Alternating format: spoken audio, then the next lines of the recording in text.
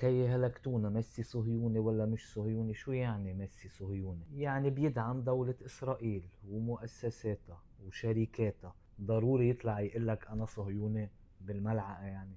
بالنسبة لإلي لما حدا يكون براند امباسادر لشركة إسرائيلية، هذا يعني داعم إسرائيل، هو داعمهم وهن داعمينه. بحبه كتير لميسي بالفوتبول، شو فكرك انه ما بحبه؟ بس مشكلته انه صهيوني، بقصده مش بقصده هيدي حكايات نحن بنحكيها لنرتاح نفسيا. هو بفرجي انه اي بوليتيكال، يعني يمكن مش مجاهرة صهيوني بس من تحت لتحت صهيوني. بتقلي كل اوروبا صهاينة، بقلك ايه وهو كمان. بتقلي لامين يامال عمل دعاية لماكدونالد، وماكدونالد بالهيد كوارترز بيدعموا اسرائيل، بقلك صح. اتس كومبليكيتد. ما لامين يامال واقف مع فلسطين، الزلمه داير بالعلم بشوارع برشلونه يعني، وكلنا شايفينه. فهمين اكتر منه ما هو عم بقلك. بعدين في فرق انه تعمل دعايه لشركه عالميه وتعبر عن رايك علنا مثل ما هو، وبين انك تكون براند امباسادور لشركه اسرائيليه.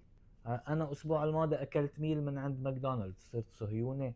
بعدين ليش صرنا عم نحكي عنه وعن لامين؟ نحن عم نحكي عن ميسي، كان براند امباسادور لشركة إسرائيلية اسمها أوركام بيشتغلوا بالاي اي، وقبلها كان براند امباسادور لشركة إسرائيلية تانية اسمها سيرين لاب بيشتغلوا بالتليفونات وبالبلوك تشين. اخد كسرة هذا. بيلعب فوتبول اخو محلوشي، مش عم بقول لك شيء انا، ويمكن افضل من لعب الفوتبول بتاريخ من لعب الفوتبول، بس عنده توك صغير انه صهيوني. هذا كل اللي عم نقوله، ومش ضروري تبرر لحدا انك مع الارجنتين. تشي كاين ارجنتيني ومارادونا كاين ارجنتيني، هو بس هيدا الزمن عكروت طالع صهيوني. الا نشوف هلا بكره، بكره السحب. يلا اوكي، يلا باي.